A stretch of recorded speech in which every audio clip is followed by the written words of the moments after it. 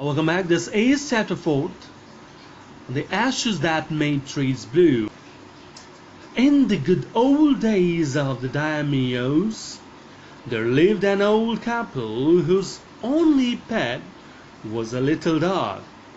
So, the story has been taken from, or say, the story took place in the 19th century Japan when there lived wealthy landlords, or say the wealthy landlords played a significant role in their society.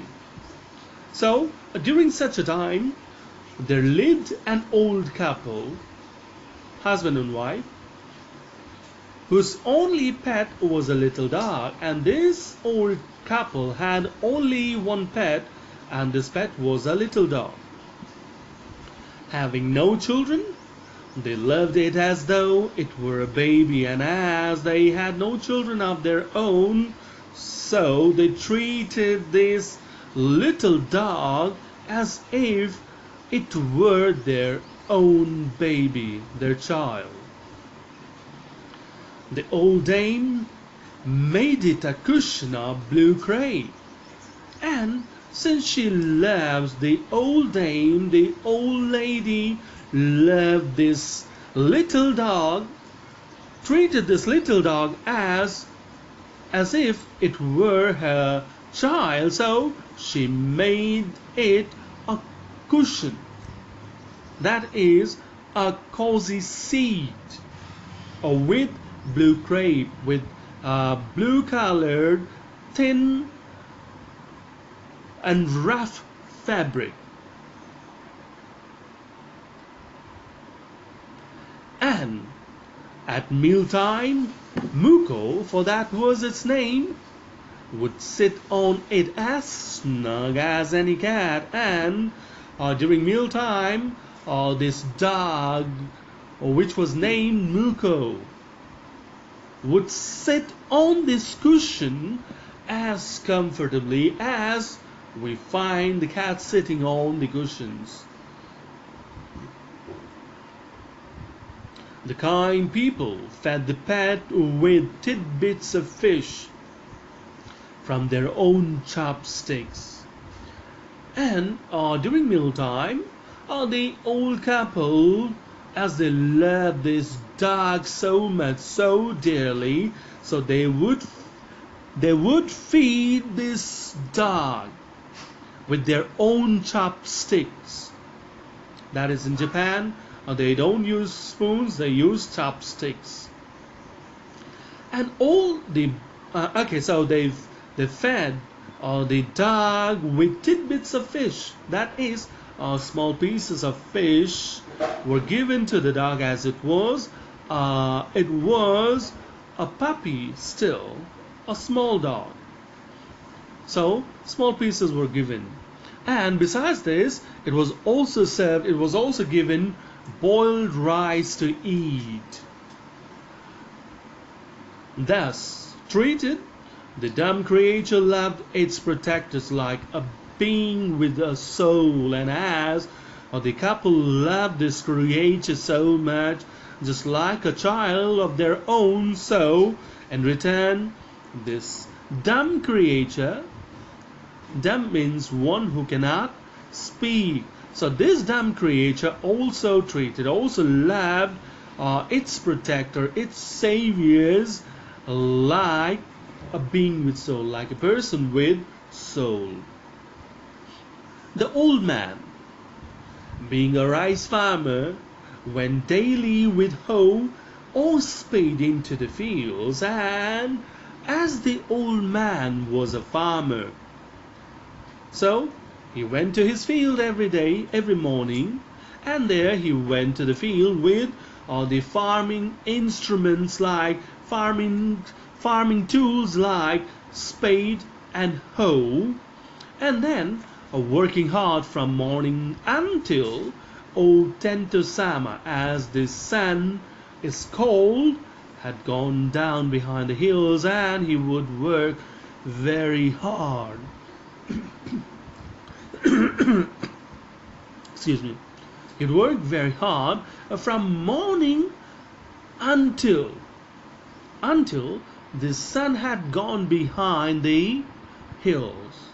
And in Japan, or in Japanese, they call sun Tento-sama. That is, in Japanese, the sun is called Tento-sama.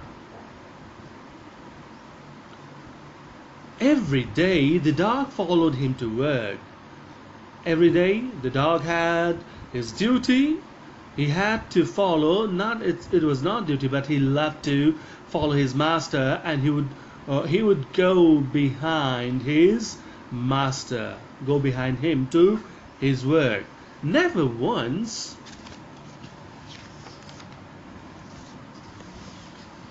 harming the white herons that walked in the footsteps of the old man to pick up the worms, and never he tried to harm the white herons, the white bird with long legs, long neck, and long bills.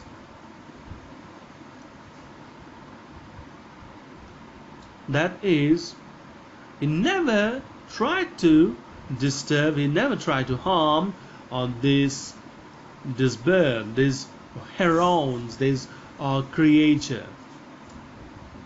And this creature, what he said about this creature, they walked behind him. They walked in the footsteps of the old man, hoping to get their food. That is, as he walked, he trampled on the insects sitting on the ground, because it was early morning.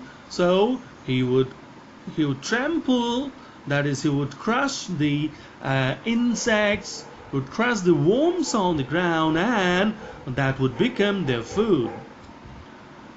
For the old fellow was patient and kind to everything that had life, and often turned up a sword on purpose to give food to the birds. And as this old man was so kind, so very kind, so as he found that the birds always followed him for food, so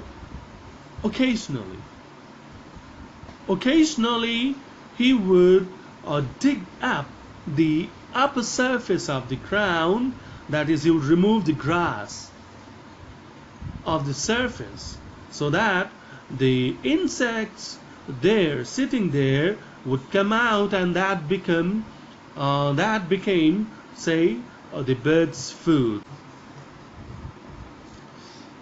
One day the dog came running to him, putting his paws against his legs and motioning with his head to some spot behind.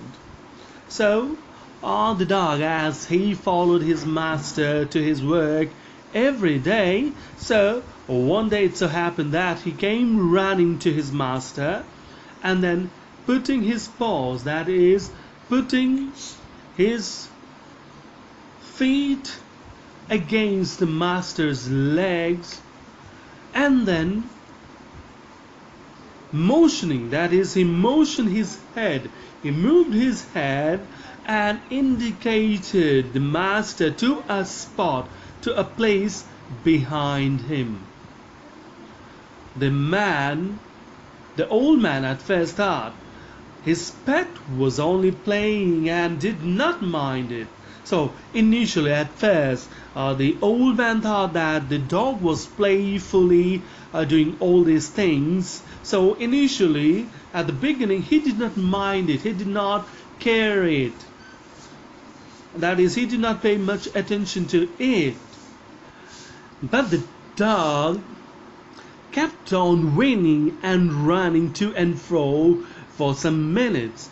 But the dog whined, that is, the dog kept on crying, that is, crying in a short but high-pitched note, and at the same time running from that spot to the master. So as the dog repeated these things, and he repeated it for some time, quite a number of times, and for some minutes, then the old man followed the dog a few yards to a place where the animal began a lively scratching. So the dog has repeated the action a number of times. So the master, the farmer, had to believe. The farmer had to follow him. The farmer had to go to that spot because here he realized that there was something there, or that something wrong was there.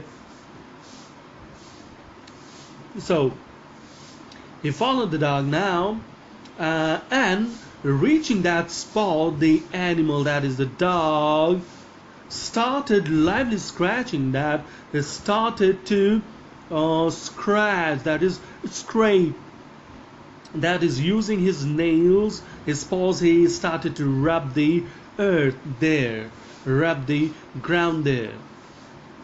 So he did this, thinking it was possibly buried bone or a bit of fish. The old man struck his hoe in the earth, when lo, a pile of gold gleamed before him. So the old man thought, he believed that it was either a bone, a buried bone, or a bit of fish there under the ground. So believing this, he struck his spade, his hoe in the earth. He stuck, that is, he used his tool, and he dug the ground there, he dug the earth there. When he did so, he was surprised. A pile of gold gleamed before him. That is, there appeared a pile of gold, that is a pile, a heap of gold appeared before him, and that glistened.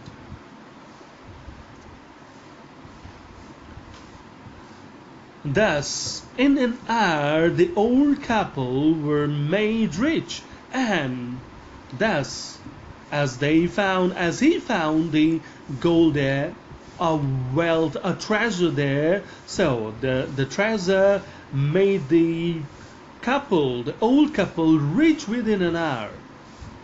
The good souls bought a piece of land, made a feast for their friends, and gave plentifully to their poor neighbors. So, as the couple was kind enough, so first of all they bought a piece of land for themselves. Secondly, they arranged a feast, a party for their friends, and then also they gave plentifully to their neighbors. That is, even gifts were given to the neighbors, the poor neighbors. And as for the dog, they petted him till they nearly smothered him with kindness. And for the dog, they patted, that is, they gently stroked his head with their hands, with the kind hand, with the loving hand, with the loving touch, until he was nearly smothered, he was nearly full, covered with their kindness. That is, until he was overwhelmed by kindness. They kept on patting, gently striking his head. That is, they showered their kindness on this dog. Now in the same village there lived a wicked old man and his wife. Now in the same village there lived an old, bad, wicked man and his wife. Wicked means bad, an evil man with his wife. not a bit sensitive and kind, and these two were not a bit, not even a small measure sensitive. That is having feeling for others, kind feeling for others and kindness to others. That is having a good feeling and kindness to others. Who had always kicked and scolded all dogs, and these two always scolded and kicked the dogs. Whenever any passed their house, whenever a dog passed their house, they would kick and scold them. Hearing of their neighbor's good luck, they coaxed the dog into their garden and set before him bits of fish and other dainties. And as they came to know of the good luck that was brought to the neighbors by this dog, they duped, they attracted, they enticed him. And they enticed him to come to their garden, and there before it they laid bits of fish, small pieces of fish and other tasty food, hoping he would find treasure for them. But the dog, being afraid of the cruel pair, would neither eat nor move. And they treated the dog so kindly because they hoped that due to their kindness the dog would also help them find treasure. But the dog, as was very much, you can say, clever and very sensitive, knew that this pair was not good, was cruel, and he there neither eat nor move. It neither eat the food that was given to him, and nor move, that is, nor moved an inch and showed them a treasure, or took them anywhere near a treasure. And then they dragged him out of doors, taking a spade and hoe with them. So after that, as the dog denied taking anything, that is, he was served with food, nice food, fish and some other things, but the dog denied, refused to take anything. It didn't move even. So now, as the dog was not pleased, the couple found that the dog was not pleased with them, with their efforts. So they had to now drag him out of doors. They dragged him, they pulled him out of doors, taking a spade and hoe with them, and they went out of the house with some tools, that is, farming tools like hoe and spade, because they knew that when the dog would show them a place, they would require those tools to dig up earth. No sooner had the dog got near a pine tree growing in the garden than he began to paw and scratch the ground. And no sooner, that is, as soon as the dog reached near a pine tree, that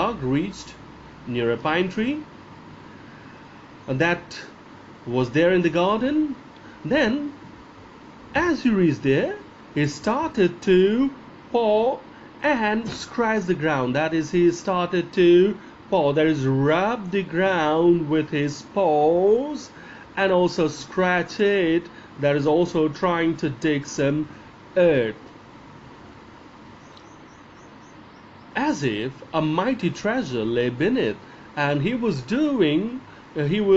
scratching the ground, scraping the ground, or say digging the ground in a way that suggested that some mighty treasure, some big treasure, huge treasure lay beneath it. That is, some huge treasure was hidden under the earth there at that place.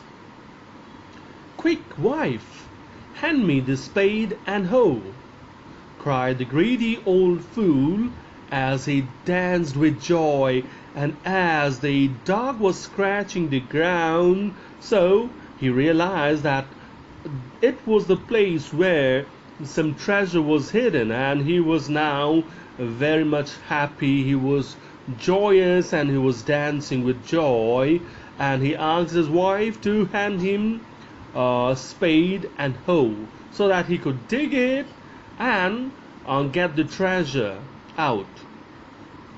Then the covetous old fellow, with a spade, and the old crone, with a hoe, began to dig, and then both of them, both the husband and wife, that is the wicked old man and his wife, began to dig the ground, the earth there. But there was nothing but a dead kitten, the smell of which made them drop their tools and shut their noses. But as they dug up earth, they found nothing there but a dead kitten. There came out a dead kitten, and as it appeared, as it came to the light, came to their sight, with it came a foul smell, very bad smell, and the smell was so bad that they had to drop their tools and close their noses. Furious at the dog, the old man kicked and beat him to death. And as the old man was furious because he pointed them, or he falsely, or he tricked them to a dead body of a kitten and not a treasure. So as it was not a treasure, the dog didn't help them find a treasure. So the old man was furious, very angry with the dog, and he started kicking and beating him, and he did it until the dog breathed his last, that is, until the dog died. And the old woman finished the work by nearly chopping off his head with the sharp hoe, and even the old woman hit or beat the dog so hard that she nearly chopped, that is, cut the body or the head of the dog into pieces with the help of hoe. They then plunged him into the hole and heaped the earth over his carcass. And then they plunged him, they threw him into the pit that they had dug, believing that there was some treasure. So into that pit only they threw him, and over it they threw the mud that they dug up. Okay, plunged him into a hole and heaped the earth over his carcass. That is the earth, that is the mud, or that is the soil that they dug up. The same soil, the same earth was heaped. That is, the same earth was used to cover that pit and his body as well. The owner of the dog heard of the death of his pet, and mourning for him as if he had been his own child, went at night under the pine tree. And when the good old farmer, heard of the death of the dog, he went there mourning. He went to that place very upset, very sad, say almost in tears. He went to that place as if his son or his child had died. He set up some bamboo tubes in the ground, such as are used before tombs, in which he put fresh flowers. And then he set up some bamboo tubes. Then he cut a bamboo there from the jungle, and cut that bamboo into some pieces, and put those tubes, the round, or say not cylindrical actually, or say cylindrical shape tubes, into the earth, into the ground, such as often placed before the tombs, as is done near the grave, marking that there is buried a body, in which he put fresh flowers. And then he also put fresh flowers over the grave. Then he laid a cup of water and a tray of food on the grave, and burned several costly sticks of incense. And then the next thing he did was he laid there a cup of water and a tray of food. That is, food and water was also placed there. Besides this, he also burned a costly incense stick. That is, incense stick means the stick that we burn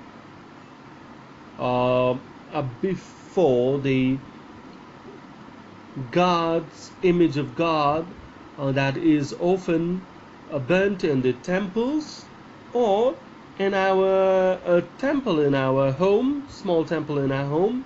So that is called incense stick. That is also called dhoop.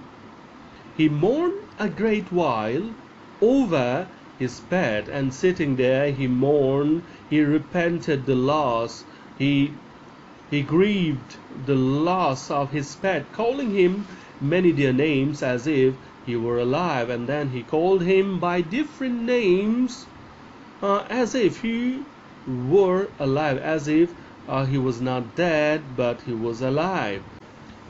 That night the spirit of the dog appeared to him in a dream and said, "Cut down the pine tree over my grave and make from it a mortar for your rice pastry and a mill for your bean sauce." Okay, so that night, that very night, when he went to the grave and did everything as mentioned above, so that very night, the same night, the spirit of the dog appeared in the dream of the old man. And after that dream, in that dream, the dead dog, said to him to asked him to cut down the pine tree over his grave, there near his grave. And then, with the wood of that pine tree, he asked them to make a mortar for the rice pastry and a mill for the bean sauce. So the spirit of the dog asked the old farmer, to cut the pine tree near his grave, and with the log of wood, he asked them to make mortar for rice pastry and mill for the bean sauce. Let's see what happened next. So the old man chopped down the tree and cut out of the middle of the trunk a section about 2 feet long. So next morning he went there and he cut down the pine tree, and from the middle portion of the log, which was quite thick, from there he cut a section, a piece of log which was 2 feet long. With great labor, partly by fire, partly by chisel, he scraped out a hollow place as big as a small bowl.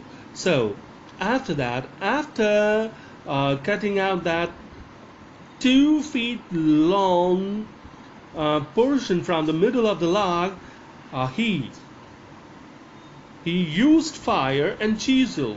Two things. Chisel is an instrument used by the carpenter and those who make sculptures. So with the help of that chisel, it is used to carve out a thing or used to give shape to a particular thing, whether wooden or stone or some other. So with the help of fire and with the help of chisel, he carved out. He removed from the middle portion, from the middle of it, the upper flat part of the log. He carved out a hole as big as a small bowl.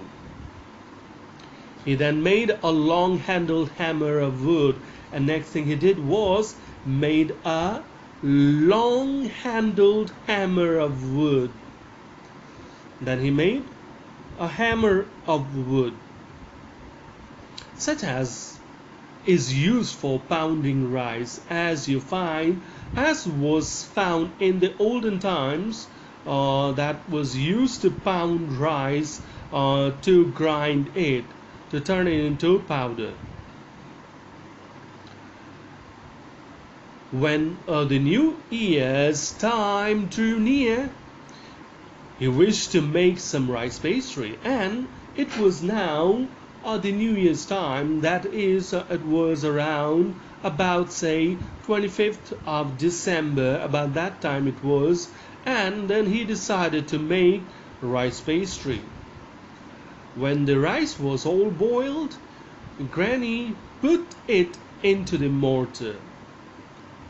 So when the rice was all boiled, first they boiled the rice, and then Granny, that is his wife, put the boiled rice into the mortar, and the old man lifted his hammer to pound the mass into dough, and then he lifted, that was, the boiled rice was put into the bowl, and then the old man used his hammer to turn it into a paste, turn it into a dough.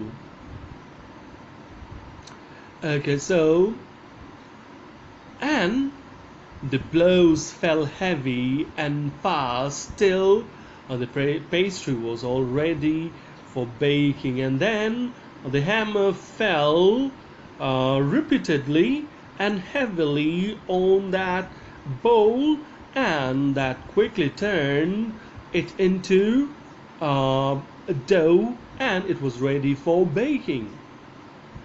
Suddenly, the whole mass turned into a heap of gold coins, and suddenly, as that was turned into a dough, a paste, you can say, suddenly they found that the paste, or that mass of rice paste, turned into gold coins.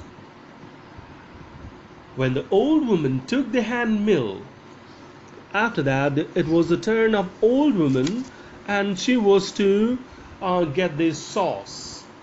So when the old woman took the hand mill and filling it with beans began to grind, the gold dropped like rain. And when she was ready, she filled it with beans and started to turn the handle. Suddenly, what she found that the drops falling from it fell like drops of gold dropping like rain.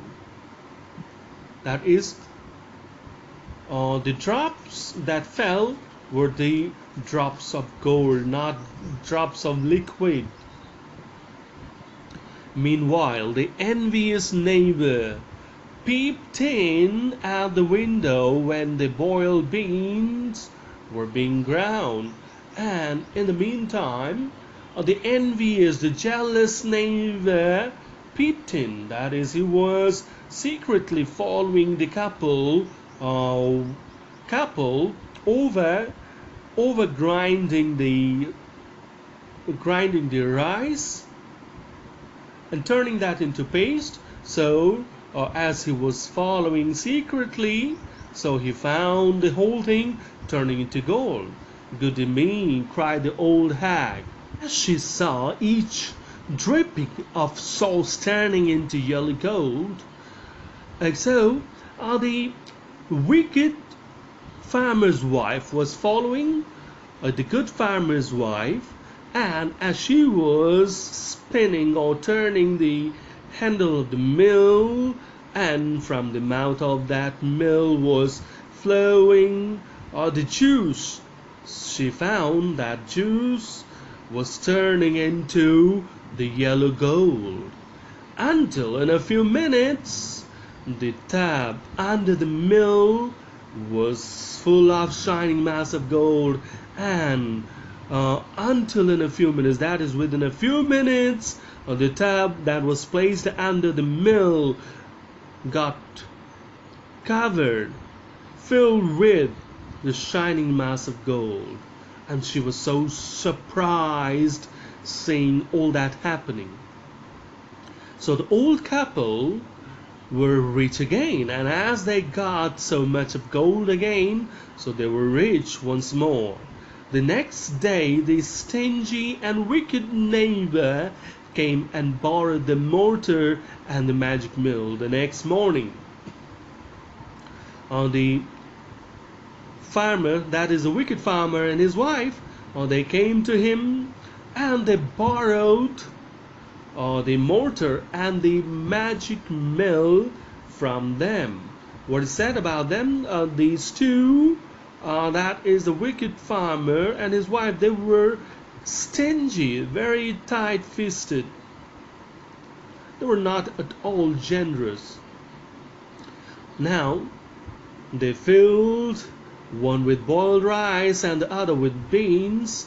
So taking those things home, they filled the mortar with boiled rice and the mill with the beans. With the beans, yes. Then the old man began to pound and the woman to grind, and then both of them started to do their work. That is, the old man started to pound the boiled rice, and the woman started to grind the beans. But at the first blow and turn, the pastry and sauce turned into a foul mass of worms, and just at the first blow and first turning of the handle, say, they turn into a foul mass of worms. Just at the first blow and first turn, things turned into foul mass of worms, mass of insects, giving very bad smell. Still more angry at this, they chopped the mill into pieces to use as firewood, and as they became even angrier, They were angry the first time when the dog uh, the dog took them to a carcass, and so they were angry at that time. And this time, as these things, mortar and the mill, gave them worms, so they were even angrier. This time they got more angry than previously, and this time they chopped the mill into pieces, and that is the pieces of the mill were now used by them as firewood. Thank you for now.